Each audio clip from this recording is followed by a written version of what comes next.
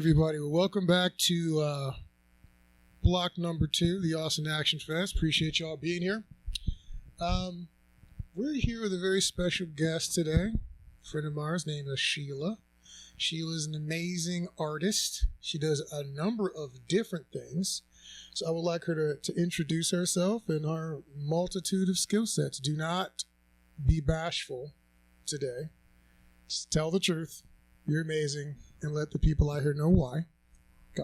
I'm just going to brag about myself for the... No, I'm just kidding. So my name is Sheila VA. My artist name is Sheilava. I'll get to that in a second. It's a little weird, but I am an independent filmmaker, director, writer, producer, and a non-union actor, singer, songwriter, and model. I like to keep it more concise sometimes and just call myself either a multifaceted creative or just multiple hat wearer, which I also like wearing hats in general. And how I came to be where I am today, it all started with music. I have a master's degree in flute performance. That's probably the nerdiest thing you'll hear all day. It's like, I'm a flute master. But the skills I learned there, the dedication you have to have for any degree, let alone a master's degree, all of that is what pushes me every day, drives me every day, keeps me going, and has led me to all these different paths all at once. Fun fact, I went to the University of Houston and attended the same flute program as Lizzo. So I would like to say our professors were doing something right, especially with her. And it's pretty high bar to constantly compare yourself to somebody of that level of success. So things like that also drive me every day. Like, how can I be like Lizzo today? Now, I'll never be able to twerk like her, but yeah. So when I first graduated, I moved to Boston to pursue classical music. That was obviously a bust. You know, there's only so much you can do with a flute, much less in the classical world, because it's a very, very, very small niche.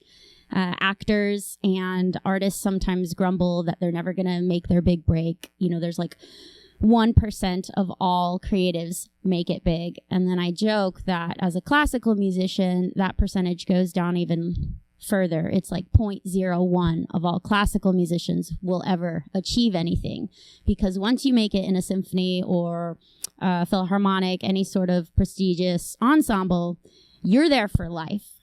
So positions don't open up regularly. Like as an actor, at least there's like a never-ending stream of TV shows and movies, except for recently, I guess, because of the strike. But so when I realized that I'm not going to go anywhere being a classical flautist, that's when I just started songwriting. Songwriting led me to start composing for films. Films need music, and some fun films will have theme songs, songs that play just in the end credit scene. And it was for the Austin 48-hour film project that I wrote my first song, which was called Lady Outlaw. The thrill of doing something or creating something out of nothing is just so invigorating and inspiring to me. We wrote a full-fledged song, like 3.5 minute plus. The genre they drew for that Austin 48-hour film project was Western. And so the song my band and I came up with was kind of a bluesy Western pop song. And we worked so hard on this. It was like, I don't want to let anybody down. It was my first time composing for a film. Are you going to give us a sample of this song? I think the people in the audience want to hear like a line. I'd love to. There we go. I'd have to pull it up really quick for you. I'll talk a little bit more about it, and then how it kind of just spearheaded me into working in the film scene in general. But the funny part was the filmmaking process kind of folded because they didn't get really good audio. And as y'all know, if you don't have good sound, it really affects the movie. So what they ended up doing was taking the song I wrote and they made it like about the song. They did a narration over the song, and that that's what the film was. When I got feedback thereafter, like, how did you do that? Not only less than 48 hours, but it was more like 12 or 16 hours because they needed the music for the film, for the post-production process. That's when it clicked, like, this could be something that I spend my time doing, right? Songwriting in general, but also composing.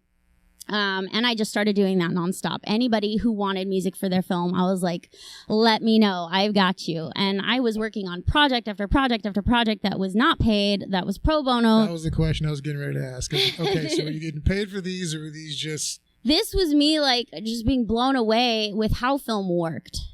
This was back in 2018. So let me ask you a question. Of those projects you did in 2018, how many of those people that you did free projects for have you traded those favors back and or gotten a paid gig from? Is it a pretty high percentage? It's countless. It's hard to nail down. But what I found was beautiful about the collaborative process, like, I don't want to say I just, gave away all my work and all my services for free. It's like, you're either building a rapport or you're making that connection. They're helping you on your next project, right? Because I don't have millions of dollars to fund every silly idea that pops into my head.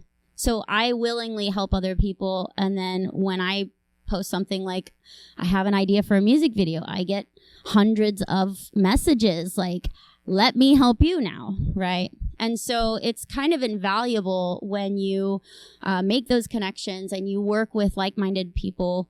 I like to say positive and hardworking because you meet some positive people and then they don't really work hard on set. You meet some hardworking people and they're not positive on set. So I like to say that's kind of where I lie, is like positive and hardworking.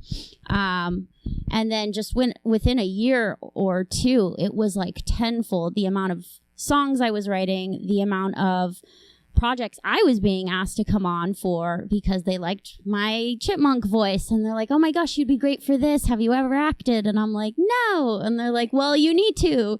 And that's just how I fell into it. So from songwriting, I went into making all kinds of music videos.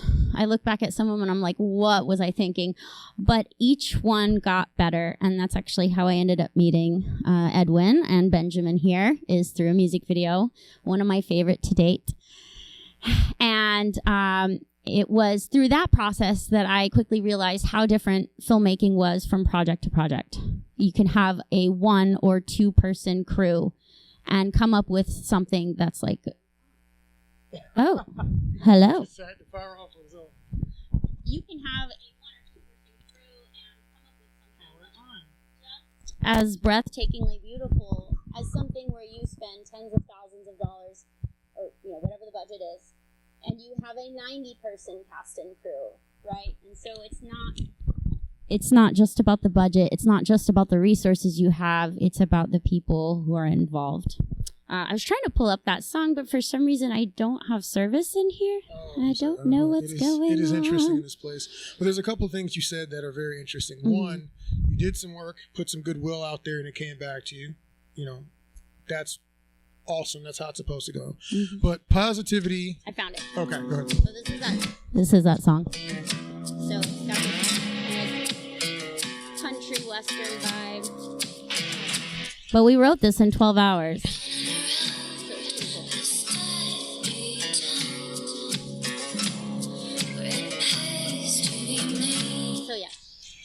That's awesome.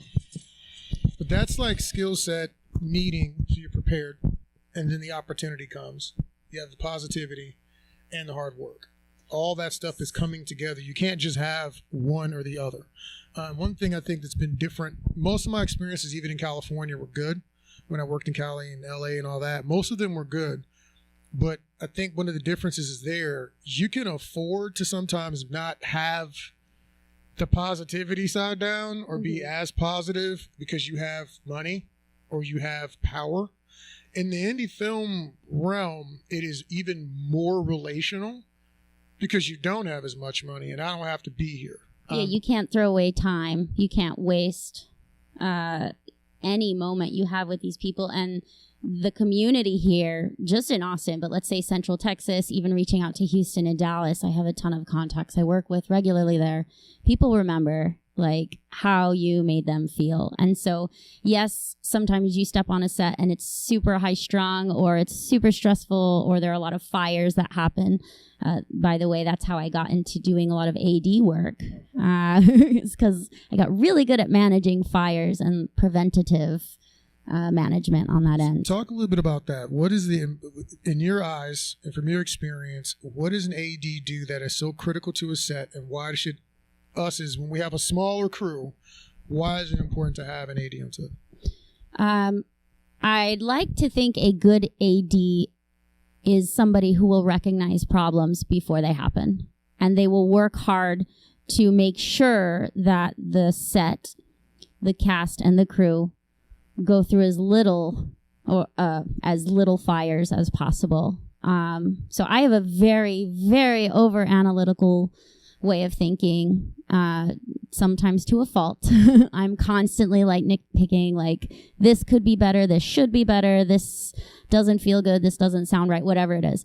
And I realized quickly working on, I don't know how many sets within a year, like I was seeing a lot of the same problems, running out of food, running out of water. We didn't have good bathroom access. They didn't have enough toilet paper, like all these little things. And just, that little naggy brain or that little naggy voice in your brain is like, how come they didn't think about this beforehand? Like, these are important things, just basic things.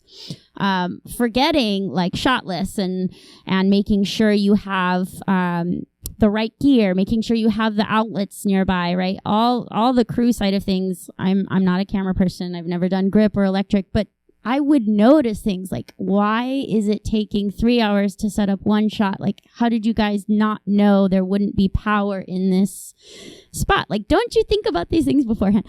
So, from one side of the coin, it just looks like I'm being naggy when I ask these questions on set. Like, how'd you guys not know about this? They're like, oh, we don't have an AD. And that was always the answer. We are running with bare bones crew. We don't have an AD. Or we didn't have somebody with enough experience as a grip, as a gaffer. It's recorded even if the speaker goes away. Okay. And then I just kind of fell into that role naturally, not knowing how to do it, never having AD'd before. It was just like, well, if you need somebody to help you check the boxes next time, like pre-production wise, I think about all of this before we're even stepping on set, whether I'm acting or whether I'm, writing music for the film. I'm constantly thinking about it. Doing 48-hour projects will also force you to think about everything that went wrong, because so many things go wrong. I don't know how many of the people in this room have been on a 48-hour set, but... Show of hands, how many people have done 40-hour film? That's most. That's most of the crowd. How many have been on a 48-hour film and it went absolutely tits up? No one's ever had that They're happen? all flawless, right? No. Oh my God. Okay. I was like, we're the only ones? No. Yeah. Okay. Yeah. So it was after ADing for a couple friends' productions that somebody's like, why aren't you asking for money for this? And I was like, I'm just helping out. And they're like, well, you could be making a lot of money on these bigger projects. And I'm like, money's good. I'm fine making money every now and then. And so I start learning as much as I can, working with DPs and directors more closely, less on the creative side, less on the acting and songwriting side, and just learning about what it takes to make a production schedule, what it takes to put together a budget, and what it takes to delegate responsibilities to your entire production, to the crew, all the way down to crafty and background, with a very limited amount of money or people. And it's a lot of work. And I quickly found myself getting booked nonstop for AD work, making a great salary out of nowhere, essentially, because I was getting booked on features, commercials, short films that just had big budgets, and also finding myself losing a lot of hair because it's such a stressful job. So it wasn't until recently that I was like, okay, I know more, I'm doing more, I love it, but I'm also super stressed. there's a part of me that loves the technical side of things, that loves the left brain side of creating schedules and making sure things are going to flow right. But then there's also the part of me that just wants to create. I just want to act and be in the moment. I just want to write music and just like delve out all these ideas floating in my head. So it's been a pretty fun past 2 years kind of picking and choosing which projects I think would be meaningful to me, but also help pay the bills, because you got to pay the bills. And that's how I came to this. As one of our sayings you hear me say all of the time, Alex Ferrari says there's twice as many letters in the word business in the word show business as there is in show. Mm-hmm. But I like to say, when we're talking about show business, if we cannot do business, there is no show. Because I'm not going to invest in projects either don't get completed or we can't make a return on. We have limited amounts of time and energy, and you're talking about spending a year of your time or 2 or 3 on a project. If we can't make that make some kind of sense, I like ramen. Okay, it's delicious. I don't want to eat it all the time.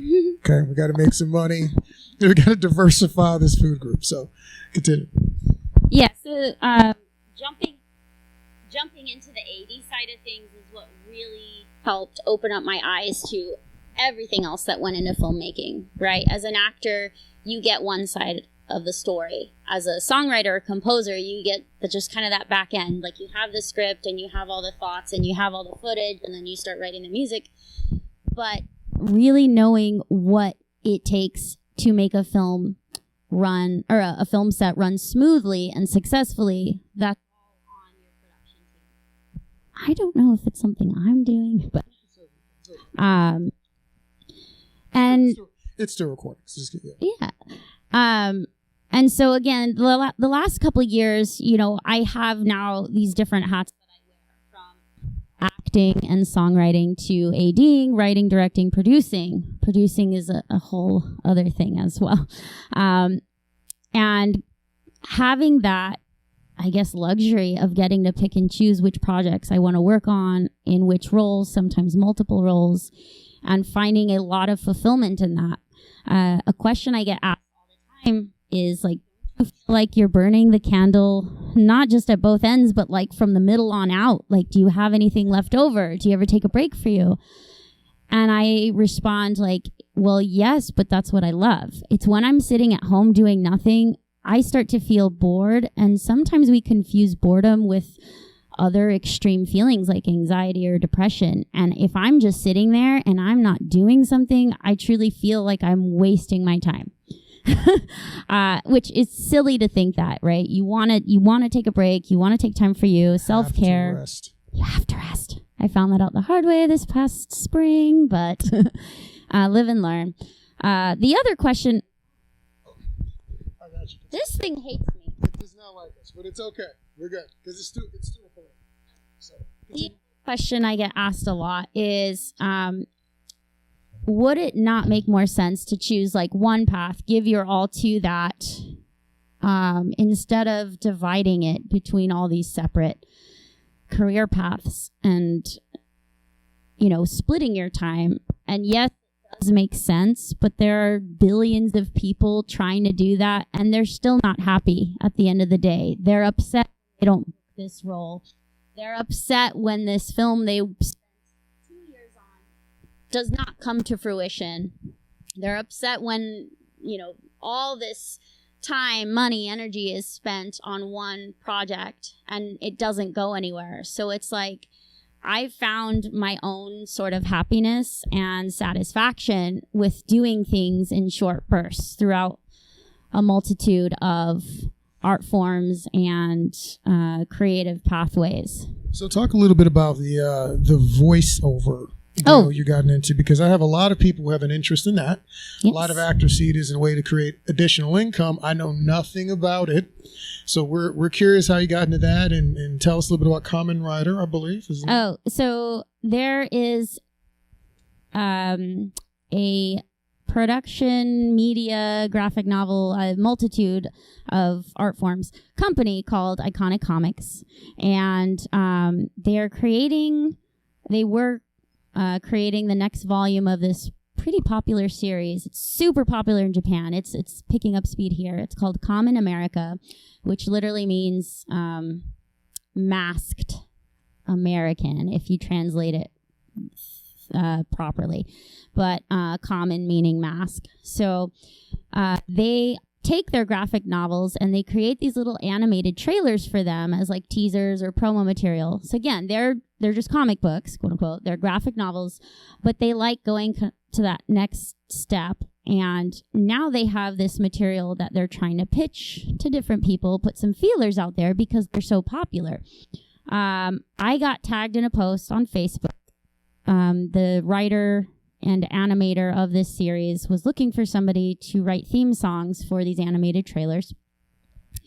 I got tagged in it, and they're like, well, we're going to be really weird with some of the genres we're looking for. I'm like, weird is my name. I am all over the place creatively, but I'm also all over the place when it comes to writing music. Like, you just heard a country western song I played. That's not my forte, right? I do a lot of pop. I do a lot of classical jazz, what have you. And they're chatting with me like, well, can you write something like more heavy metal, death metal? And I was like, let's do it. And so they're like, but we'd love to kind of give you and this other artist we're talking to a shot. So we want to see what you can come up with.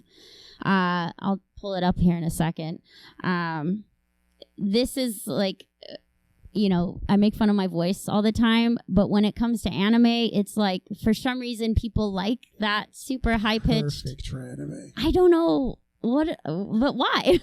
It just works. There's a lot of characters, those sorts of voices, so it's awesome. And I want to point something out that you said that's very important here. A lot of us are on social media, and it's just for fun, it's just whatever.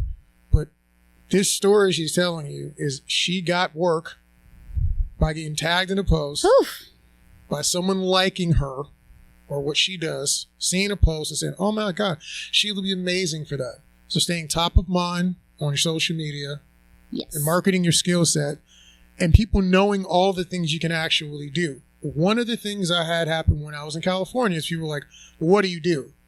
And they wanted to hear one thing so they could put me in that one box.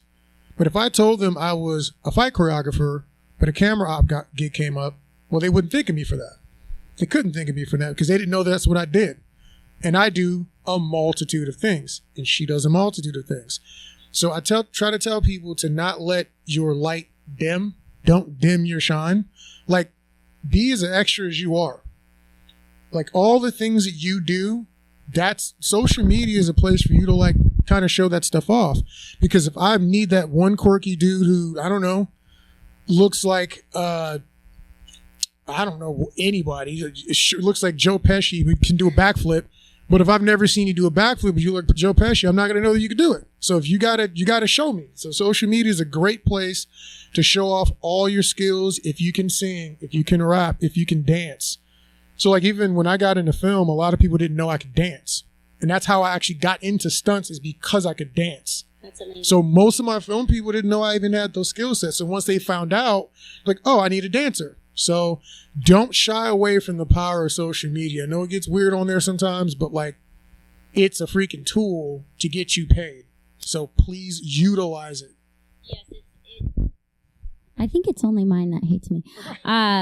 It gets weird on social media. Sometimes you feel weird posting on social media, right? It's just like, oh my gosh, I'm just talking about this thing I did and that thing I did, and like it all looks like you're talking about yourself. But I cannot count how many jobs I've received through Facebook, through Instagram, through LinkedIn, just somebody saying, oh my gosh, I didn't know you could do that. Well, I have a friend who's looking for, whatever. And so I use it as a platform, as a tool to share the projects I'm working on, highlight, promote, and give shout outs to the people I'm working with. And it just compounds upon itself. I think I got it pulled up here.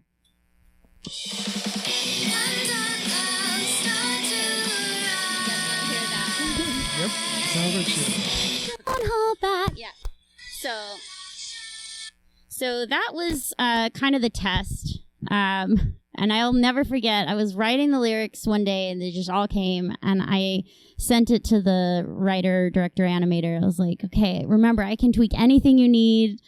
I can redo it if there's something you don't like. And he goes, oh my God, it's flawless. Okay, we're not even going to try the other girl. Like, this is exactly what we were hearing in our head. How'd you do that? And I'm like, I just read all of the volumes you've put out so far, and I just wrote down, you know, what I was thinking as I was reading it, what I was feeling as I was reading it.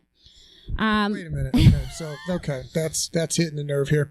So you were doing a spec job to just write a song for a thing. You're not acting in it. You just to write the song. Yes. And so a test song, because they were not going to pay me for writing this unless they liked it. They're like, if you hit the nail on the head, then we'll talk. So this was like a test. So to do that, you read every one of the volumes that was out from Common America. I think at that point there were 3 volumes, and each volume was a good 200 pages long. That's impressive. I know people who like being stuff and won't even read the book when they're the lead character. Oh. So that's wild. No, you want to do your research. How else are you going to know? So again, I'd never heard of this comic series or this graphic novel. They love this song. They pay me a very pretty penny. And they're like, this is exactly what we want. Thank you so much, blah, blah, blah. And now I just like instantly overnight have all these fans in Japan. Like loving on my chipmunk voice, praising my chipmunk voice. And I'm like, oh my gosh, maybe I should move there because I feel like I only get made fun of here for my voice. That is amazing. Yes. So I didn't know we had an international manga star. Well, not yet. These are all animated trailers that they're pitching. Look, it's international, and you have Japanese fans. This is how it's going on the cover for the next promo. Oh. When we do this episode and when we invite you back next year. International superstar Sheila is going to come talk to us about being amazing. I wouldn't call myself a superstar, but I'm doing it. I did it happen. Okay, manifest. But yeah, so this opportunity quickly went from just a tag in a Facebook post to them hiring me again and again and again to write more theme songs. So if you think of, I think Pokemon is a great example. You know the main theme song. I want to be the very best, like no one ever was. You sing it so much better than I. But if you're like super nerdy, you know, Pokemon lover from childhood like I was, you had this CD and there are 10 or 12 different theme songs on this CD. Team Rocket had a theme song. Misty had a theme song where she's basically professing her love to Ash, which yeah. Unless you had the CD, you just didn't know that. I had no idea. Just learning so much today. Yes. So you have all these mini theme songs, and that's essentially what they're doing with Common America now. A year and a half ago, they asked me to write a second theme song that was contrasting to that. They wanted something slower, darker, moodier, instead of that super upbeat, upright. And then word starts spreading amongst their other writers and animators that this nerdy girl can write whatever genre they want. And so then I got hired on another graphic novel to basically to write a James Bond-esque theme song, which is one of my favorite things I've written to this day. So again, the whole idea of just like throwing yourself out there, taking on different opportunities, even if they don't really fit in this category that you saw yourself doing, right? I grew up thinking, I want to be a classical flautist. I want to play for a symphony orchestra one day. I spent 20 years of my life doing that, practicing for that, learning everything there is to learn about the flute and its place within an orchestra or an ensemble. And then it's like, you put yourself in that box, that's fine. Maybe you'll be that 0.01% that makes it. Same thing with a filmmaker. You might make that film one day that just like gets distributed worldwide. You make millions of dollars, but the chance of that happening is very, very, very non-existent. No. So then you do whatever you can do until that point comes. You grow in whatever way you can grow. Take the paths that are presented to you, right? Every tag, every mention, every like text message, somebody saying, hey, what do you think about this? You can pass it up and that's fine. It might not be your cup of tea in that moment. But like if I had been like, what is this animated graphic novel? They want a trailer for their comic book? Like, what does that even mean? sometimes you get tagged in weird things and you're just like, is this sketchy? Is somebody going to ask me for money? You never know. I've been caught in those tags. Hey, come do this modeling thing. We need to spend $300. We're going to send you $1,000, but you know what? I'm good. Yeah. And it never hurts to just ask more questions. Like, what do you need? What is it for? Like, what is going to come from there? And so that particular opportunity just took me to a different path, and which then opened up things for voiceovers. People like my voice. They're like, oh my gosh, you would be perfect for this commercial or this product. And recently I did a little commercial for Pitch Hub, which creates professional video content. They just had this teleprompter app that they made for Zoom. And I'm like, you want my voice on that thing? And he's like, yes, it's just so cheery. Like, we want people to feel good staying at home and going to their desk and having to deliver these messages to the same people day in and day out. We need like some sort of uplifting. So most of the things that you're doing, you didn't plan on doing these things. It just came. Not a single one. You were, as they say, you were where you were, and you were on in that zone.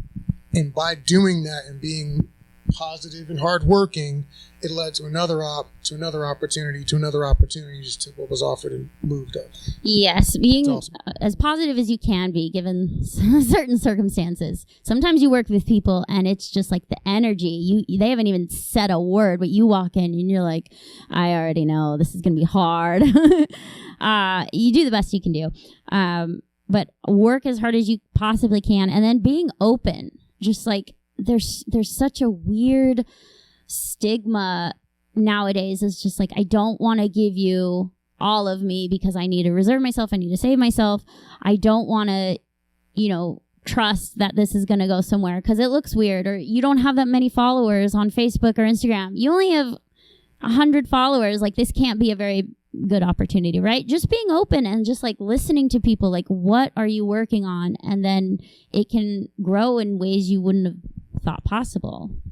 That's fantastic. That's a good place to put a pin in for a moment. I want to leave time for some questions. Anything else you want to throw out there while we're here?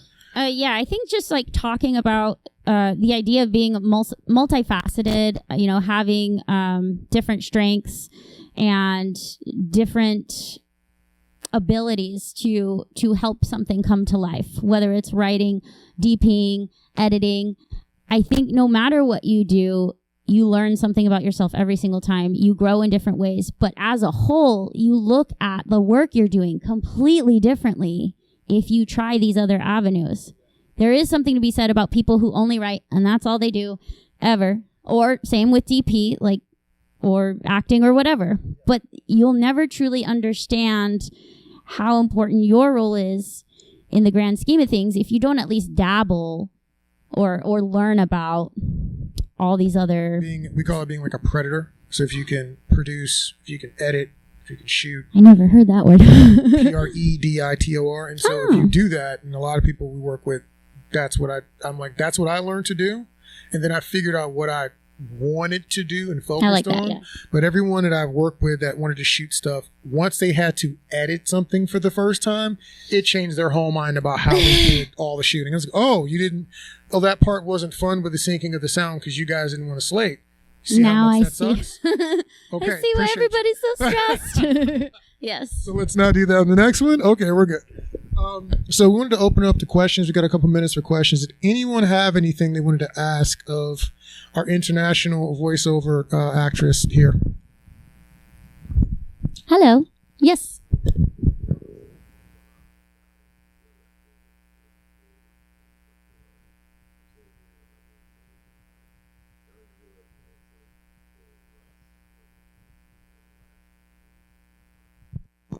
So before, I would say my go-to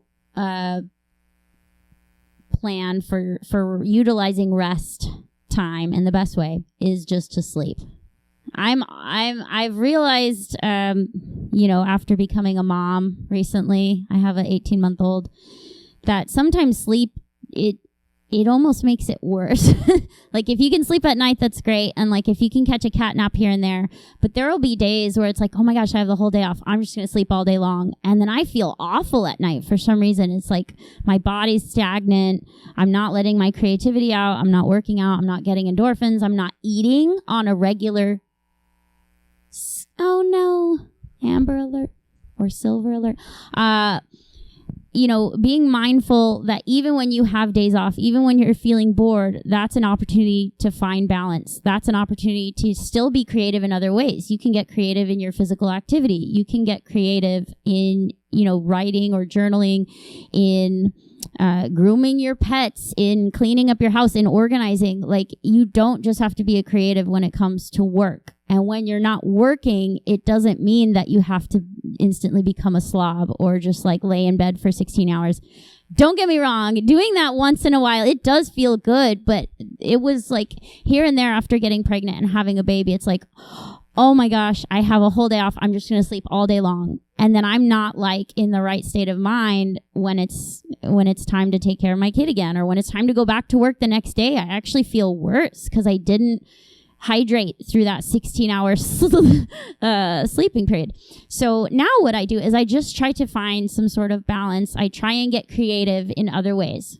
At home, getting the car washed, going to the gym or going to run, just like get creative and give yourself something else to do so you're not sitting there bored. So you don't just binge. It's good to binge too, don't worry.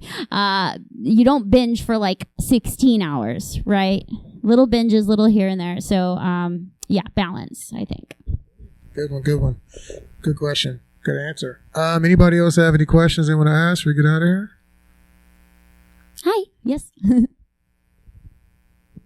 I wish I had an agent, and I have not yet. Like, I guess I keep getting told that I need to submit the right materials in the right way, and it's just I have one thing after the next. I have not had time to sit down to do that. So I do not have an agent. I have not applied anywhere. I've not submitted anywhere. I should, because I feel like that would take a lot of the work that I do out of getting the work that I do. It's like a lot.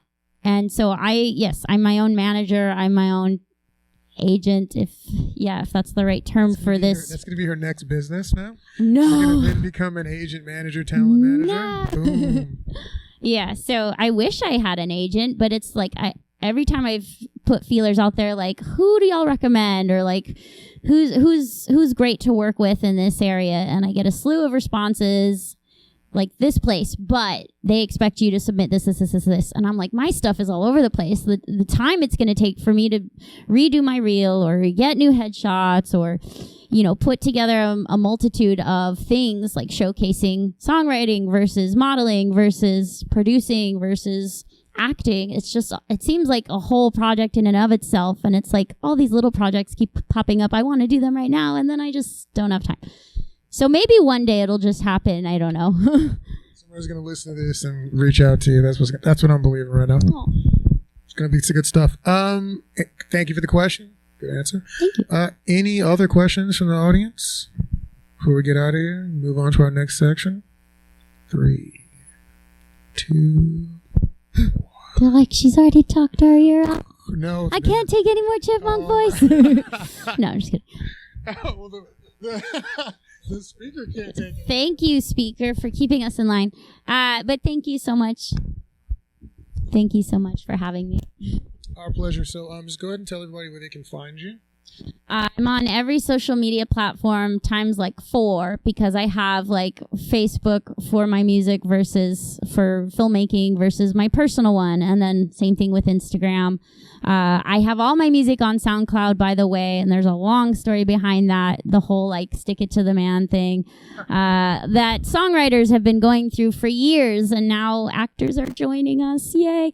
I'm not happy that the strike has to happen in the first place, but I'm happy that people are standing up, that kind of thing. So do you think the thing is going to be interesting? We'll probably have to cover that in a whole other podcast. Yes. Because we don't have time right now. But thank you so much for sharing all those useful tidbits with us, multi-hyphenate out here. And big round of applause for Sheila so we can get this next part going. Thank you, guys. Thank you, Ben.